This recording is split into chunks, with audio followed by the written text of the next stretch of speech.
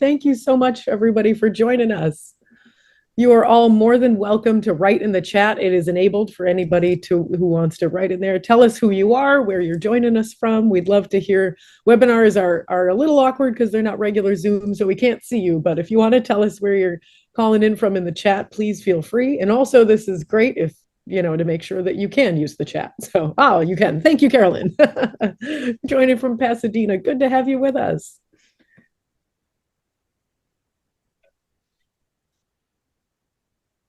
Oh, New Orleans. How wonderful. Sister Julie. Great to have you. Yvonne's here from Metairie. We have Kevin from Washington. I think I'm meeting you next week. That's great.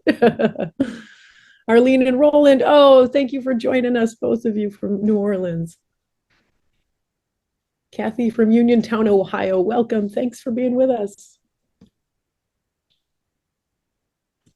Glenn from New Orleans. Wonderful. We got a lot of local folks. We've got Tom. Thanks, Tom. Hi, Jane. Good to see you. Jane's from Louisville.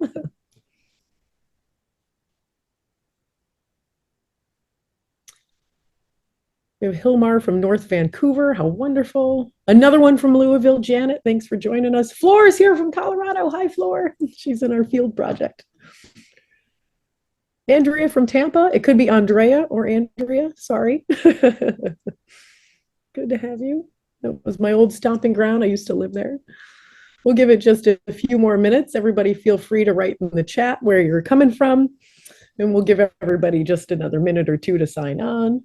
Thank you, Dr. Jenzik and Dr. Castillo, for joining us. Great to see you. Nancy, Bridget, good to see you. Thanks for joining us.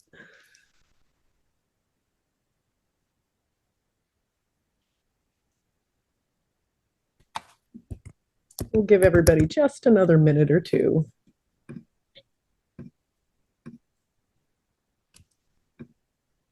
Let's hope that my internet remains stable. How does that sound?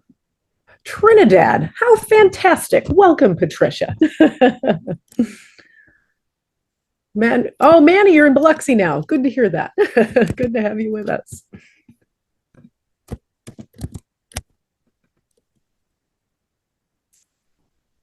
Well, I think we're probably doing pretty good here. Very excited to have so many of you joining us. So thank you from near and from far. We are recording this. So for those that if you have to sign off or for whatever reason, eventually towards the end of the week or start of next week, you'll see this recording on our website. And I will send out that link to everybody who has registered, anyone that came, and anybody who wasn't able to join us tonight. So thank you to everyone that's been able to join us this evening. We are so unbelievably excited to host this wonderful series. I'm going to do a few announcements first, and then we will get right into our speakers this evening. So I am Dr. Tracy Lamont. I am the director of the Loyola Institute for Ministry, and I am absolutely delighted to be the host of this evening, to welcome Dr. Rafael Luciani and to welcome Miss Milissa Else to be our speakers this evening. Just a few brief remarks about the Loyola Institute for Ministry. We are the Loyola in New Orleans, which we always have to say because there's a few of them. And we have a wonderful program. Our Institute for Ministry, we call LIM, has amazing programs. We have a Master of Pastoral Studies and a Master of Religious Education, as well as a Bachelor of Arts in Ministry and Theology, a variety of continuing education certificates, and a whole host of grants.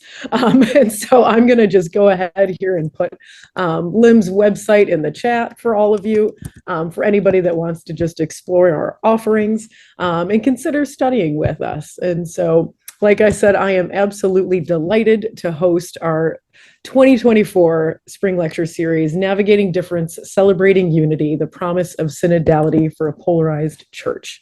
And tonight's session is on synodality as an antidote to polarization. When we were thinking of the topic for this year, we just looked across the landscape of this country and in other countries and saw that there's just some division, some polarization that people are experiencing in parishes and at the diocesan level, in schools and things like that, and in their communities and in their families. And We did our series last year on synodality, and we thought it's still a wonderful topic to keep talking about because we really truly believe that a synodal way of being church can really help with issues related to polarization and senses of belonging and things like that. So I am very delighted to welcome this evening Dr. Rafael Luciani. He is a Venezuelan layman, doctor in theology from the Pontifical Gregorian University and postdoctoral research at the Julius Maximilianus Universität in Germany. He's professor at the Universidad Católica Andrés Bello. I'm going to murder a lot of these words, and I'm very sorry for that, in Caracas. And he's also extraordinary professor at Boston College School of Theology and Ministry. And in addition to that, he currently teaches ecclesiology, Latin American theology, Second Vatican Council, and synodality in the Church. He serves as an expert of SALAM, which is the Latin American Episcopal Council, and is a member of the theological advisory team to the presidency of the Latin American Confederation of Religious. He coordinates the Ibero-American Theology Project, and Dr. Luciani is also a member and co-coordinator of the Intercontinental Seminar Group, Peter and Paul, for the Reform of the Catholic Church, and is an expert on the Theological Commission of the General Secretariat of the Synod. He has been appointed expert of the 16th Ordinary General Assembly of the Synod of Bishops on Synodality. So welcome to you, Dr. Luciani. Thank you for joining us tonight. Thank you so much, Tracy, and all that are watching us here right now. Thank you so much. Thank you. And I'm so excited to announce Milissa Else. She is a LIM graduate, which I'll get to in a moment. She is going to be our alumni responder. So we'll hear from Dr. Luciani first, and then some remarks from Milissa afterwards, and then we'll open up for Q&A. Milissa currently works with the Chancellor in the Archdiocese of Newark and serves as coordinator for parish strategies and small group ministry. Milissa and the Chancellor provide ongoing training and support for small group ministries. Milissa, also, she's since 2021. Their work has also focused on the Synod on synodality. Previous to her work in the Archdiocese, Milissa spent nearly 5 years as the Director of Pastoral Services for Renew International. While with Renew, Milissa provided training to small group facilitators in 20 dioceses across the country. Prior to joining Renew International, Milissa was vice president for a consulting firm, and through that firm, she served the Catholic Church for nearly 20 years and worked with a variety of Catholic organizations, parishes, dioceses, and religious communities. She has a BA from Mount Holyoke College, and she graduated from Loyola University, New Orleans, the Institute for Ministry, with a master's in pastoral studies. And Milissa and her husband, Bert, have 2 children. So thank you so much, Milissa, for joining us this evening. It's wonderful to be here. Thank you. Thank you so much. So Dr. Luciani, I am going to turn it over to you to hear your remarks for this evening. Thank you. Thank you. I want to share not only the experience of the Synod, but the challenges in terms of ecclesiology that it brings to all of us and in regards to the reform of the Church. So the Synod is the most important event of the current phase of the reception of the Council, even more deepening this ecclesiology of the people of God, and in light of a model of a church of churches, the Pope proposes that the path of synodality is the path that God expects from the Church of the third millennium. And he does so in a context in which it is more urgent than ever to renew ecclesial life by taking advice and building consensus. This practice is not new in the Church. It is worth recalling the golden rule of Bishop St. Cyprian, which can be seen as the synodal form of the first millennium, and offers the most appropriate interpretative framework for thinking about today's challenges. For this Bishop of Carthage, taking advice from the presbyterate and building communion and consensus with the people of God were fundamental experiences throughout his episcopacy to maintain communion in the Church. To this end, he was able to devise methods based on dialogue and common discernment, which made possible the participation of all and not only of the presbyters, and in deliberation and decision-making. Today, Pope Francis' deepening of the Council is inspired by this way of proceeding, found in the tradition of the Church and calls us to walk together, for which he has convoked the whole church to undertake processes of consultation, listening, discernment that contribute to building the church new model for the third millennium. However, this difficult may be, we are called to work together, even knowing that certain tensions are shared. We should not be afraid of them, nor try to resolve them at all costs. The Instrumentum Laboris of the Synod says that we should engage in a constant synodal discernment, and only in this way can tensions become sources of energy and not fall into a destructive polarization. In this context, it is important to clarify and precise that in the current ecclesial context, polarization within the Catholic Church cannot be generalized to all local churches in any region of the world. When it happens, it is related in particular to a resistance of the reception of the Second Vatican Council's ecclesiology of the people of God. So, a first point, the challenge of working together. The Pope describes a new institutional model that should arise from this ecclesiological reception with the following words: what the Lord is asking of us, in a certain sense, is already all contained in the word synod, to work together, laity, pastors, Bishop of Rome. But what does it mean to work together? The only document that defines working together is the preparatory document for the Synod on Synodality. And it says in number 28, working together can be understood from two different perspectives.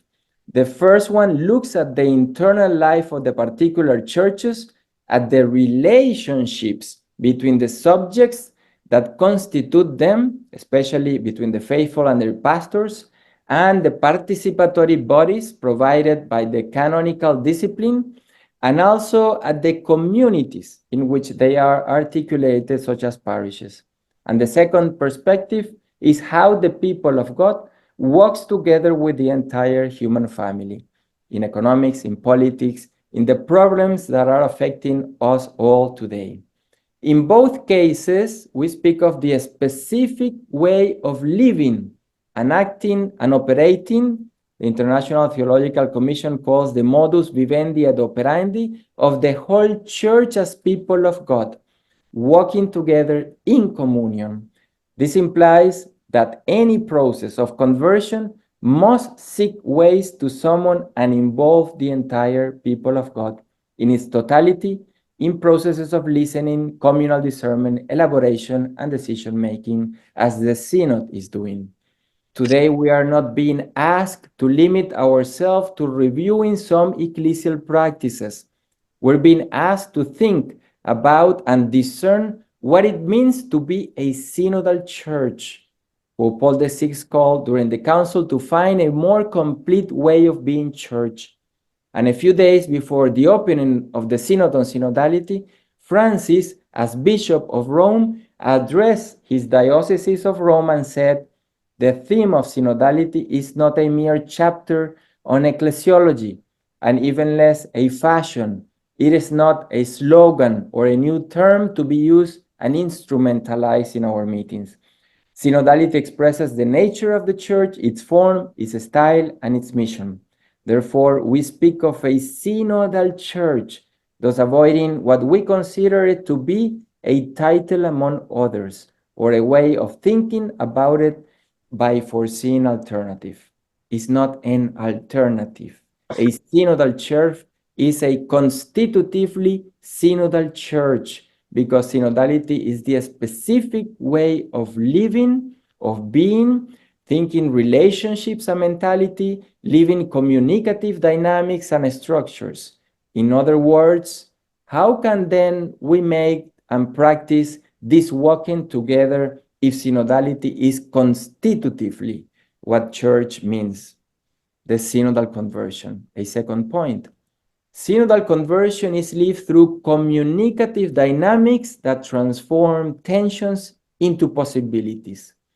Synodality opens and deepens a path that allows us to think and institutionalize new relational modes and communicative dynamics that enable us to work together. The synthesis just published from the session of last October says that when the church too is hit by polarization and mistrust in crucial areas such as liturgical life and moral or social and theological reflections, we must recognize the causes through dialogue and undertake courageous processes of revitalization of communion and reconciliation to overcome them. But how to achieve this synodal conversion, This is what the text of Lumen Gentium 12 about the sensus fidei helps and contributes today.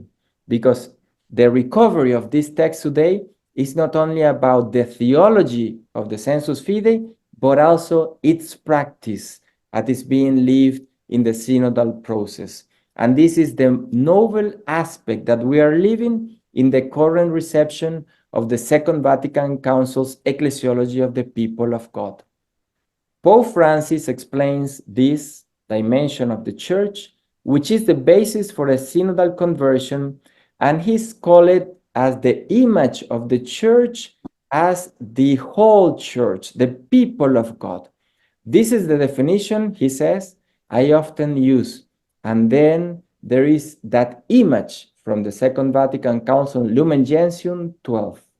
Belonging to a people has a strong theological value.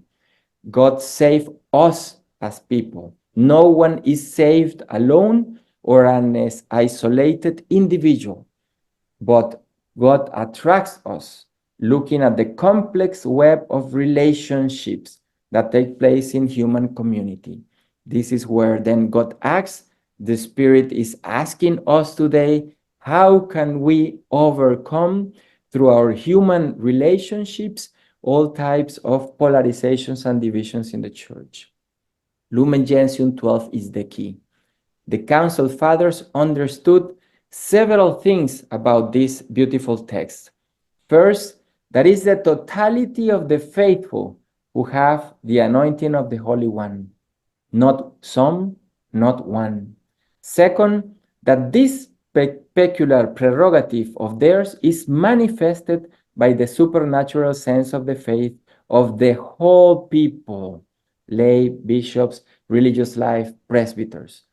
Third, with this sense of the faith, which the Spirit of truth awakens and maintains, the people of God adheres unfailingly to the faith entrusted once for all to the saints, and penetrates more deeply into it with sure judgment and give it fuller application in the life. Fourth, and even more, Lumen Gentium 12 recognizes that the Spirit has no distinction of any kind to manifest. When referring to the subjects interacting in order to mediate the Spirit, the Council Fathers express that the Holy Spirit not only sanctifies and guides the people of God through the sacraments and ministry, not only through sacraments and ministry, but also distributes the gift to each one as the Spirit wills, makes each fit and prepared to undertake various works or services for the benefit of the renewal of the church. So the Spirit never excludes, and we cannot feel that we are owners of the Spirit and tell the Spirit where to speak and through whom speak. So the sensus fidei fidelium, recovered today, is not a mere exercise or a function or an operation of the intelligence. We can say that it is a communicative dynamic and a spiritual mediation that link us all in the church. And this happens on the basis of what the Spirit manifests through and to the people of God as a whole, not some, not one, and by means of the reciprocal interaction that takes place among the faithful as they exercise communally and never individually the communicative dynamics such as consulting, listening, discerning in common, and others. Therefore, Lumen Gentium 12 offers the best interpretative framework to overcome polarization, divisions, and all types of forms that do not create communion in the church. The Continental document during the stage of the Synod says, listening and dialogue are the way to access the gift that the Spirit offers us through the multiform variety of the one church, charisms, vocations, talents, abilities, languages, cultures, spiritual and theological traditions, different ways of celebrating and giving sense. The Spirit makes possible diversity in the church. In short, the practice of these communicative dynamics helps to understand what the Spirit is telling and asking us today. Which are these dynamics? And dynamics that need to be institutionalized in order to generate a new way of being and proceeding in the church. In light of this, we can ask ourselves if these relational modes and communicative dynamics are merely functional or if they are constitutive of being and making church. On making church. We can mention some, such as we have said, consulting, listening, dialoguing, discerning in common, taking advice, elaborating decisions together, being accountable. One challenge that can be seen also as a fruit lies in its inclusive and depolarizing character, as it is expressed in the document for the continental stage of the Synod, when it says that listening requires that we recognize others as subjects of their own journey. When we do so, others feel welcome and not judged, free to share their own spiritual journey. The synodal experience can be read as a path of recognition for those who do not feel sufficiently recognized in the church. However, the great novelty lies in the fact that these relational modes and communicative dynamic form an ecclesial way of proceeding that expresses the current reception of the council by situating in a practical and in an experiential way the hermeneutics of chapters 3, hierarchy of Lumen Gentium, chapter 4, laity, chapter 6, religious life of this constitution of the church within the chapter 2 of people of God. And in this way, chapter 2 offers that totality of faithful in which we are all bound and linked together to make church. Francis uses, in fact, communicative dynamics to define a new model of a synodal church, a new constitutively synodal church. And he says, a synodal church is a church of listening, first. Second, he says it is a reciprocal listening in which everyone has something to learn. And third, he says, it is listening to God to the point of listening with him the cry of the people. And it is listening to the people to the point of breathing in them the will to which God calls us. This beautiful text is offering listening as a powerful communicative dynamics that opens the way to conversion and overcomes ecclesial self-referentiality and polarization at all levels. In fact, during the continental phase of the Synod, people said that not listening leads to misunderstanding, exclusion, and marginalization. As a further consequence, it creates close-mindedness, simplification, lack of trust, and fears that destroy the community.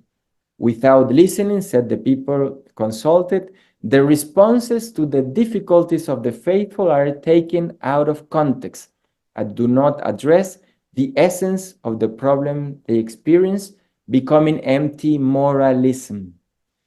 This exercise of mutual listening and discernment in common, not individually, in common, is indispensable in a synodal ecclesiology. But listening is not an end in itself.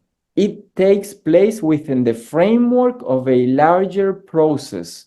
The International Theological Commission says when the whole community in the free and in the rich diversity of its members is summoned to pray, listen, analyze, dialogue, and advise so that pastoral decisions may be made in conformity with God's wills.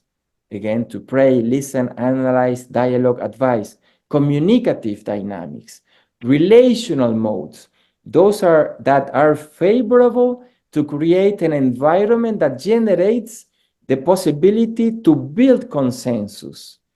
It is important to consider all the actions needed when undertaking a listening process. And again, praying, listening, analyzing, dialoguing, and advising. This is what creates the ambience that enables the possibility to change, to do a synodal conversion. But listening requires training, requires time, requires experience, as well as putting at our disposal the necessary means to avoid empty discussions based on opinions or cultural wars that polarize ideas and relationships. Therefore, listening requires favoring information, allowing consultation, expressing diverse points of view, maturing ideas, supporting feedbacks to understand the other's position. More theologically, the experience of listening and being listened to reveals something more profound, such as the recognition of the common baptismal dignity and the shared co-responsibility in all that concerns the life and the mission of the Church. Cardinal Suenens during the council said, there are no super baptisms, no caste, no privilege. Therefore, listening includes those who have different points of view, those who have not been listened or are excluded. We cannot pretend to tame the Spirit and tell the Spirit where to speak through. The image of a table with an empty seat can help us to discern those people, faces, histories that we have not invited or we have excluded of the life of the Church. The empty seat can also help us to discern those topics that create polarization and need to be transformed into a generative dynamic that helps us all to grow. Therefore, it is imperative that all the faithful be included in a dynamic of communal discernment. And at the same time, all those that are not in the Catholic Church are also needed to be included in those tables where we have to discern and build consensus. That's why the Pope, beginning the Synod, said the Synod is not only for baptized, it's for all the people that can contribute to the Church so that the Church can learn from the voices of the world and by learning becomes a discipulate missionary church. In this recognition and inclusion of all, vocations, charism, ministries, gift, professions, interacting and sitting together, that enables the experience of a church that is able to learn and to live throughout the process of the Synod on Synodality. This has been the experience.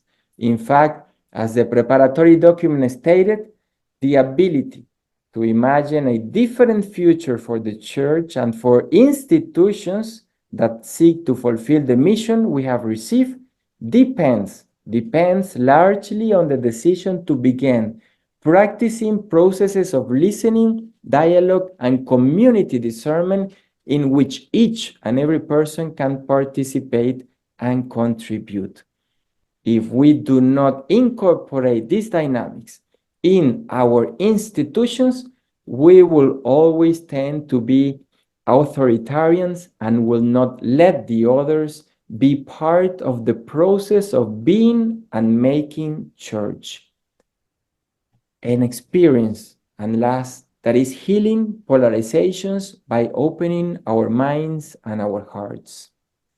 Having initiated processes of reciprocal listening, the Synod on Synodality has allowed us to experience synodality as the Instrumentum Laboris says, but from within and from the willingness to enter into a process of shared, constructive, respectful, and prayerful work. This also presupposes the awareness of a humble church that recognizes, as the Instrumentum Laboris says, that it must ask forgiveness and that it has too much to learn. However, as we walk together, we are learning that a synodal conversion is possible only by moving from an I to a we, to an ecclesial we. And this is the challenge. And when our cultures overemphasize individualisms, this becomes a major challenge, moving from an I to an ecclesial we. At this moment in the history, synodality is the most significant process of conversion that the Catholic Church has undertaken since the Second Vatican Council to revise its relationships, its communicative dynamics, and its structures.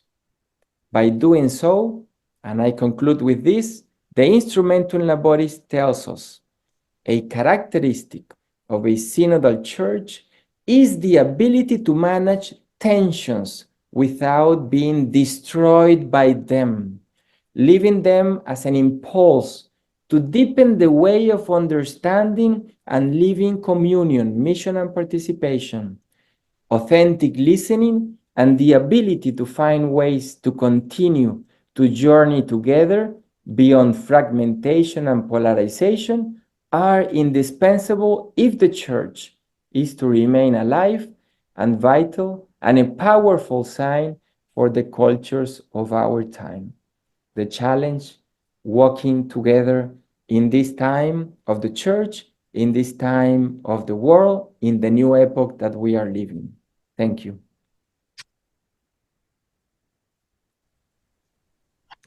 Thank you so much, Dr. Luciani. That was just wonderful. Everything you were saying, I was like, yes. It sings to my heart. I've had a deep love for the synodal process for so long now because I have experienced so much of what you're saying, that it does truly form relationships with people. You know, like being synodal, having a posture of deep listening. It's so deeply what it means to be church, but so deeply what it means to be in right relation with people. So I was so grateful for your remarks, and I'm very excited to welcome Milissa Else to be our alumni panelist responder. Milissa, what are your thoughts tonight?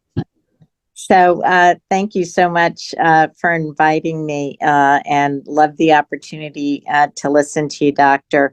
So in a secular society, individualistic society, a society filled with deep division and polarization, hatred and violence, synodality, and the call to synodality offers me a tremendous amount of hope.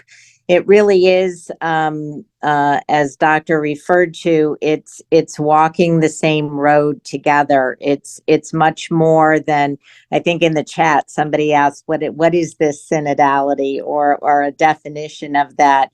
And I think often people very quickly think of it as an event, or it's that gathering halfway around the world in Rome. And it's much more than that. It's a way of being. It's a manner of being, and being present together in relationship with one another. How do we accompany when life gets really tough, when it gets really messy, when emotions run high? How do we accompany and walk with one another in those particular times? I think one of the most interesting visuals we see a lot in the last couple of months in the press, that visual of the Synod Hall.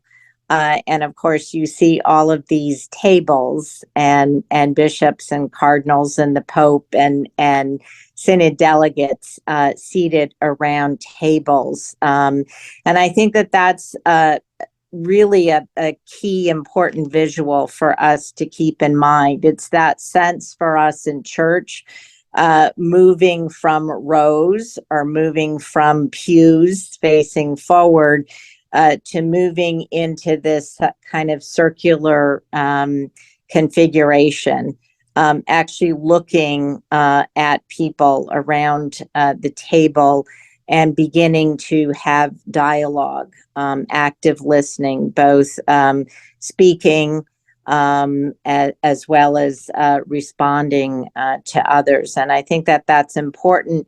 And we know, and perhaps some of us from LIM and our classes at Loyola kind of know and appreciate this experience. And perhaps many of us have experienced that sense of being in a circle when we're in a faith sharing group or in a small Christian community. And in fact, within this synod process and in many of the documents, there's discussion of small Christian communities and the dynamics and the sense of interior life that you have in community, in small Christian communities. In one of the classes that we had for LIM, we were asked to watch a video of Ron Rolheiser. And in that video, he talks about developing the contemplative mind to become more sensitive to one another, but also to become sensitive to the presence of the Spirit and the activity of the Spirit in the world. And so I think that this is an important aspect of when we talk about synodality and the way of being. There's actually, I think for us in practice, in ministry, in parish life, and diocesan life, certain habits that we can practice that help us in this way of being together. And of course, it's way of being, it's not just within the church, but it's certainly something that we can carry out with us into everyday life. So I reflect again, and maybe this is another little commercial for LIM and a couple of classes, but the ministry in the marketplace classes, we read one particular book, Soul at Work by Margaret Benefal. And it talks about how we can take those aspects of our faith and our spirituality and bring them into the world, and how that might change the dynamics and any perhaps division or polarization that we come across. So these habits, right? There's these habits of prayer. In fact, at the very beginning of the synod, when Pope Francis several years ago called us into this synod, he noted that there were 4 pillars of the synod. He talked about prayer, about Eucharist, about communitarian love, and missionary action, and how all of those kind of are the pillars that are the deep foundation of this idea of synodality. So this idea of prayer, how we go to prayer, and more particularly, how we enter into silence, how important that is. Again, we could see that particular dynamic in this synod as they gathered last October. And many of the delegates talked about and compared this synod to previous synods, and noted the significant difference that this synod began with a retreat, a 3-day retreat. So that deep sense of spirituality and coming into those weeks of conversation in a different way. Each day beginning with Eucharist or prayer, and that really set the stage in a very different way.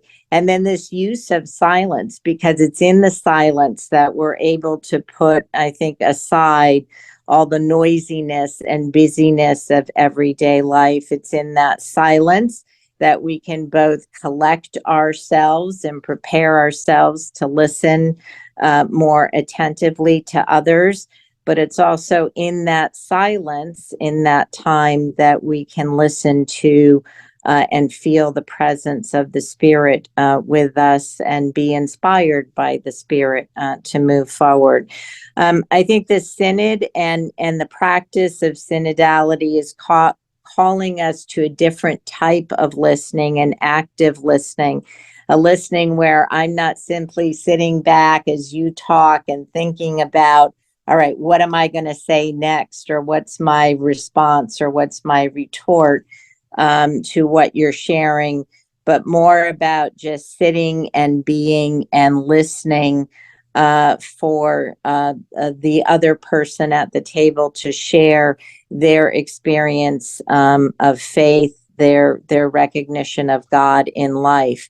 It is very much a process, and I think that this takes great practice of slowing it down and pausing. And I found it wonderful that Pope Francis, in his Lenten message this year, actually speaks about that. He said that in Lent is to act. It also means to pause, and to pause in prayer. He writes, to slow it down then and pause, the contemplative dimension of life that Lent helps us to rediscover will release new energies. And I think that this, then he does go on and he refers directly to the Synod and synodality. But I think that that's important, particularly in the world today. The world is very noisy, and in particular in American society, very fast paced. So this idea of taking time, slowing it down, and silence, I think helps us to come to a place, particularly when there's division or polarization, to come to a different place, and perhaps a different understanding of some issues that might be at hand. It is about synodality as a way of being. It is also about a way of seeking commonalities as a place to begin, and then moving forward in a process, a disciplined process of discernment towards the common good for society, or for our neighborhoods, for our homes, for our parishes, our dioceses, and for the world at large. And I think we see this, I think in particular, it was very striking to look at the document in particular that came out of the fall meetings of the delegates. The structure of the document, I think, is important for us to note. The structure having this first section of convergences, the second being matters for discussion, and the third for proposals. So again, in a time of polarization and division, rather than beginning to talk about what's the difference among us, to begin first with what do we agree on, where are those commonalities, and where are we seeing points of view converge. This type of talking, this type of listening, this type of mannerism of being together certainly takes practice, and it takes time. Sister Donna and I, as we travel across our diocese, we see this. We see that synodality is not an easy process. It's not a quick process. Discernment is not a quick process, and it takes time, and it takes great practice. It's learning to listen to one another, and being present in right relationship in a very different way. It values human dignity and all voices that are called to the table. It reminds us that we need to continue to call many people to the table, and to listen to them. And in that way, that prayer and that spiritual formation is so very important for us, because it allows us to come to the table to be humble, and to be open to a process of ongoing conversion, to perhaps consider that maybe my point of view, my bias, my prejudice, what I bring to the table, maybe I need to set that aside, and view the issues in a different light. Maybe I'm wrong. Maybe I need to transform or to think in a new way. It's a call to fraternity and collegiality, and only through a practice of prayer, going to the Eucharist, and taking time in silence, can we arrive at that place where we can begin to tackle some of the most challenging issues in front of us as human beings today. I think both in our diocese, in our experience, and I know with many other dioceses, we participate monthly in meetings with the USCCB, and we're listening and learning from one another on a diocesan level. And so many have talked and shared about wonderful how they enter into prayer before the listening sessions, or how perhaps they might have other types of prayer experiences, or Lectio Divina, or even Eucharistic adoration. And that really helps to create a space, a different type of a space, where we really can practice this new manner of accompaniment and walking together. I'll offer perhaps a very personal, practical example, right? Sort of in the trenches, what this might mean, or what this might look like in a time of great division. So a number of years ago, actually before the pandemic, I was traveling across the country.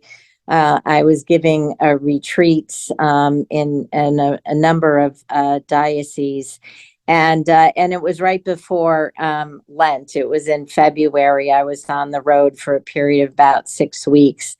And during the course of being on the road, one of the things, there were a lot in the news at the time, was the sexual abuse scandal. And in particular, if you remember, there were grand jury reports that were released in the state of Pennsylvania. It seemed like it was in the press nearly daily. And as I traveled from diocese to diocese, in some dioceses, the wounds were very raw and were very deep. So I arrived at a particular diocese, and I was giving a retreat. We were going to talk about the love that Jesus has for us, all wonderful topics. I was really very excited. It was a diocese I had worked in before, with parishes and parishioners that I knew well. I was excited to get going and help them launch into Lent. I arrive at the venue for the evening, and there's many more people than I anticipated, but that's always a good thing when there are people in the seats. And I opened in prayer, and almost immediately, and there had been, that particular day, there was a lot of news about the sexual abuse crisis, in particular the diocese where I was, and even in the parish where I was giving this retreat. And almost immediately, a man stood up, and he said, I don't know how we can talk about the love of Jesus when have you seen the headlines today? And right away, everybody knew exactly what he was talking about. And I could see, as I stood in the front, there was a woman about one row back who began weeping. And I could see the man directly in front of him was so angry. I could see the veins on his neck, right? It was bulging, it was throbbing. And I knew people were very angry. And I felt that deep division in the room. So anything that you had read in the secular press over the course of that period of time, all of the hatred, all of the issues were present right there in the room. And it was extremely challenging to be there at that time. Of course, I wasn't there to talk about sexual abuse. I wasn't there to fix that problem or address that issue within that diocese. But I knew that people were deeply wounded there and deeply divided about what the cause was and who was to blame. So even though we weren't currently in a synod, I decided that we needed to address it. We couldn't just kind of push it aside, right? We couldn't just say this isn't the time or the place. And so I went to and began to use many of those habits or practices that now we would say are synodal practices.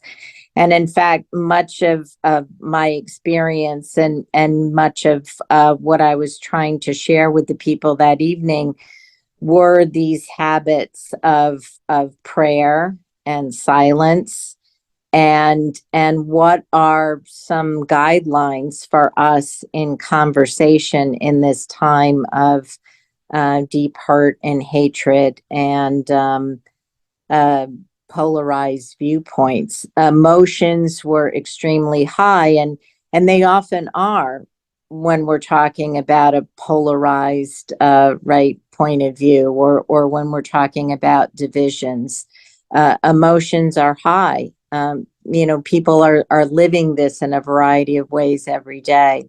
But synodality calls us to a different way of being together. And so we went to prayer, deep prayer. We used a lot of silence that night to reverence what people shared.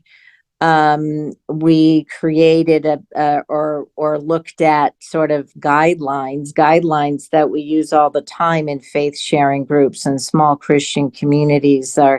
They know those types of guidelines of dialogue, and so we used that that evening.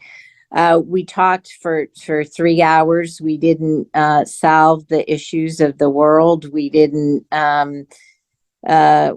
change the difficult and challenging issues that we find in the sexual abuse crisis, but we were able to navigate a dialogue together. We were able to come to a place where we recognized the commonalities and what we all held and valued about community, about our faith, and about our church.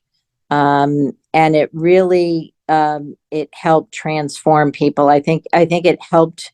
It helped the people in the room who were crying. It helped the people in the room who had such deep anger, a disappointment, the whole gamut of different emotions. And that was it was a powerful experience to me, but it spoke then to a manner of being in relationship to one another, and how we can foster that, not just within our church, but within our communities that we love, right, in the greater world. Synodality is not a call just to look inward. It's a call to be out, to be missionary disciples walking in the world. And so I feel it's also, I'm part of the an ecumenical working group for the USCCB, and we're looking at holding listening sessions in the United States. And one of the things that has really kind of touched my heart in 2019, in February 2019, Pope Francis went to visit the United Arab Emirates, and he signed a document with the imam in Egypt. He signed it. It's on human fraternity for a world of peace and living together. And so I think that synodality provides us a model not only for our institutional church, but how we are in relation with everyone in the world, and how we can come to terms and talk about those really hard issues, whether it's poverty or immigration or healthcare or education or war and violence, all of those really challenging issues today. So I think that's the end of my comments or my thoughts for this evening. Thank you so much, Milissa. I really appreciate that. Really wonderful thoughts. I loved your last example of putting it into practice and just holding space. I mean, I found something so similar. How, you went into that session talking about God's love. How do you talk about God's love when people are so wounded, Yeah. And so just holding space and listening. And like you said, it's not fixing it. And I found something so similar. Just the process of listening, people feel heard and that they belong to something, and no, it might not fix problems, but it definitely makes people feel as if it matters how they feel, about what's happening, things like that. So I'd love to take we've got some questions coming through in the chat and in the Q&A. So let me see if I can kind of filter some of them here. We have one that's kind of about disaffiliation. So how does the discussion and overall presentation relate to the religious affiliation and non-denominationalism as a whole? I can't talk tonight, but I wonder if anybody wants to speak on that topic.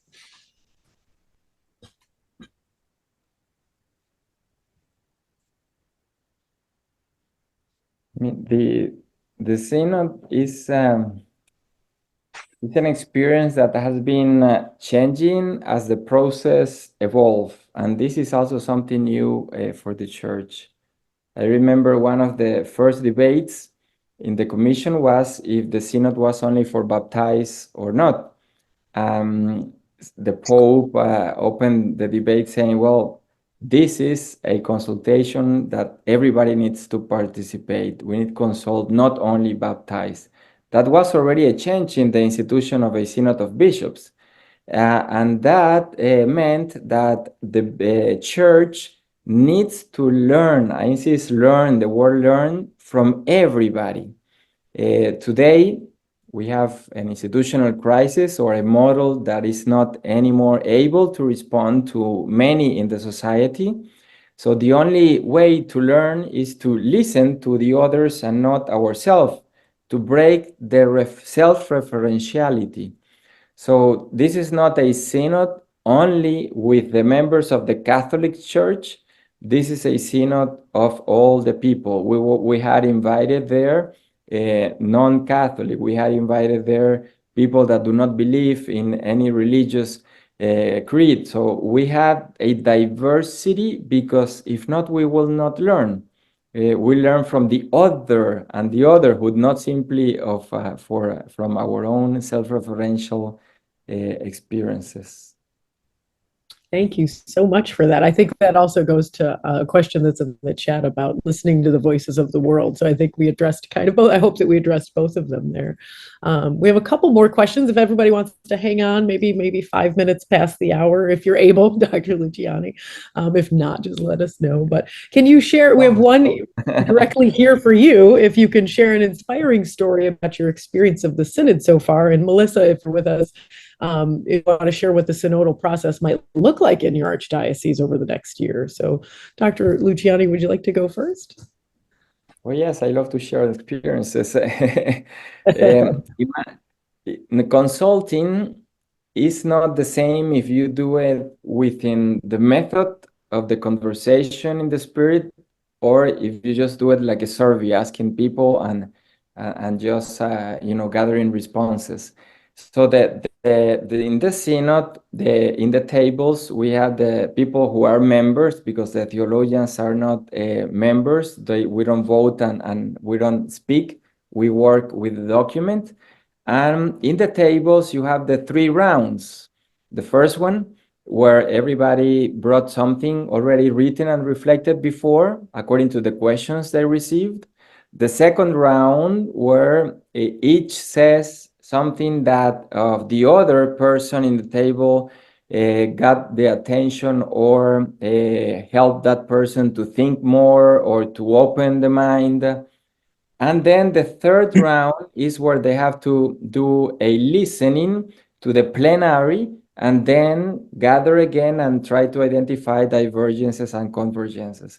So imagine now in that process a cardinal of the curia that doesn't listen to even the bishops that go there, because they already have their method of working, where when they have a ad limina visit of the conference of bishops of other countries, they just go and receive a report, and there is not really a dialogue or a listening process. And imagine a month, those cardinals sitting in the table with all different people, from youth to people with different experiences in countries of war, or experiences in ecumenical work, or so many diversity in each table, no?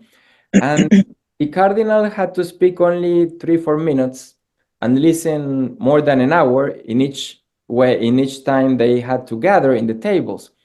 Now sum up so many hours of silence listening and added up to a month doing that exercise. That's what the method is helping to do, because it is teaching that we need to listen to learn, and it's not simply talking so the others listen and learn from us, no? So I think consulting is not the same without this method, because if we don't live the method, we do not understand the process of conversion that lies behind the method. And it is the path from the I to the we is precisely that. It is not solving in one day to another the problems of the church, but it is something completely new as a practice in the church. New for us right now, not new for the tradition of the Catholic Church, but we forgot it. So we are recovering the same tradition and the practices, like Saint Cyprian, the bishop that we use in the preparatory document as a model in the first millennium. And I hope this exercise would be much more lived by bishops, presbyters, religious, and lay people. That's wonderful. Thank you. Milissa, what were your thoughts on what you might be doing in the Archdiocese in the next year, what the synod process might be? So I think our work continues. In the immediate future, we're already in another round of listening sessions, as was requested by the Synod of Bishops and the USCCB. But I think really looking at our structures. So as an example, Sister Donna and I do a lot of work with parish pastoral councils. So we're kind of embedded in that parish experience and helping parish councils themselves to understand what does a discernment process look like? What is the manner? How do we relate to one another in meetings, and what is the conversation in the spirit? How do we practice that on a very local level? So our work in that way will continue over the coming months and years. Of course, there are many people that we were not able to talk to in the first round of listening sessions. Pope Francis is always saying to go out to the periphery. So there's a tremendous number of people for us to continue to dialogue with. That's wonderful. And maybe we'll just take one more. I feel like we can turn two of these questions into one if you all want to hang on for a couple more minutes. And it's kind of the question about who, equality and who should we be reaching out to. So there's two questions in the Q&A, who's, share with us an example maybe of who should be coming to the table to fill an empty seat, or who the church needs to listen to, and, what the sense of equality is with this process. Yes, we learned that youth people were absent because we didn't invite so many youth people. And this is something important, because then we dedicated a chapter of the synthesis to this change that is being lived in the youth from a culture that was territorial to a digital culture, no? So I think this empty chair helped us to now evaluate who was not there and who should be there. But the empty chair also tells us that the church should always be looking beyond itself, not closed in that circle. And in the case of theologians, and I always say, instead of being a theologian of a desk, no, closed in an office, we need to be theologians that connect that academic theology with pastoral experience. And then we need to become theologians of the round tables, which is different. And I think that's a challenge. So the empty seat is also something that each local church needs to discern, because we have different experiences. In one church, someone is excluded and the other one is not. So it's just a reminder who in my parish, in my community, I am not inviting or being excluded. I always say that people do not leave the church. We expel people from the church because we are the ones who don't want to sit with the others sometimes in the church.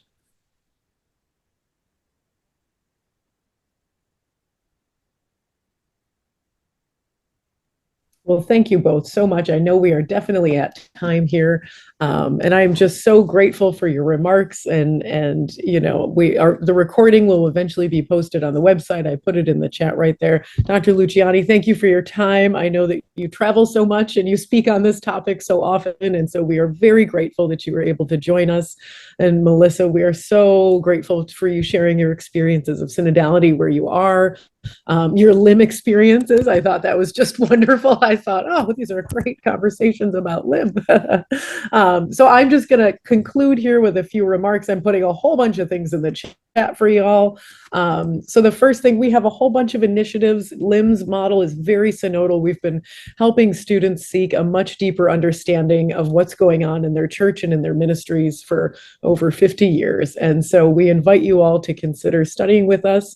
We have a high school youth theology institute that runs every summer on creation and ecology and your faith. And so if you know any rising juniors and seniors, I put that link in the chat.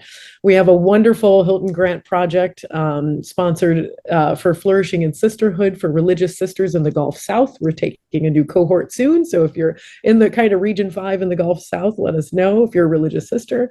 We have a beautiful Haciendo Caminos initiative for Hispanic born or reared Hispanic or Latino young adults who want to study and get their graduate degree in pastoral studies or theology. Tell us if you want to know more about those fellowships. Our field project is another Lilly grant we have where we're really doing wonderful and innovative synodality with young adults in parishes. The application is open now. There's the link. We're taking another cohort through this summer, and so that's open till March 1st. And we're doing a lot on synodality here at LIM.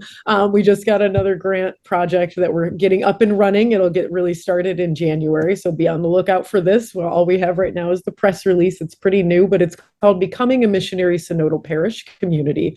And we are going to be working with between 30 and 40 parishes across the country to really revitalize lay ministry in a synodal way. So that's a whole bunch of stuff right there, but those are the links. And I'm so grateful that you all were able to join us. us. Last thing I will say, our next lecture is going to be on March 13th, and that's with Dr. Cynthia Bailey-Mans. She was a delegate to the Synod, and it was going to be on spirituality and synodality, holding space for conversations in the spirit. And our alumni responder will be Becky Eldridge. And then before that, Loyola has a Lenten series, Lenten presentation coming up on March 6th at 7 o'clock. It will be live streamed. I put that link in the chat as well. And that's with Sister Helen Prejean, who is very well known for trying to abolish the death penalty in the United States. So thank you again to our two amazing presenters. I am so grateful for your time and your wisdom, and that you were willing to share this with our LIM community of students, alumni, and friends of LIM. Thank you all so much for everyone for joining us tonight. Thank you. Thank you, Milissa. Thank you, Tracy, and all the people watching. Thank you so much. Big hug. I know, big hug. Good luck.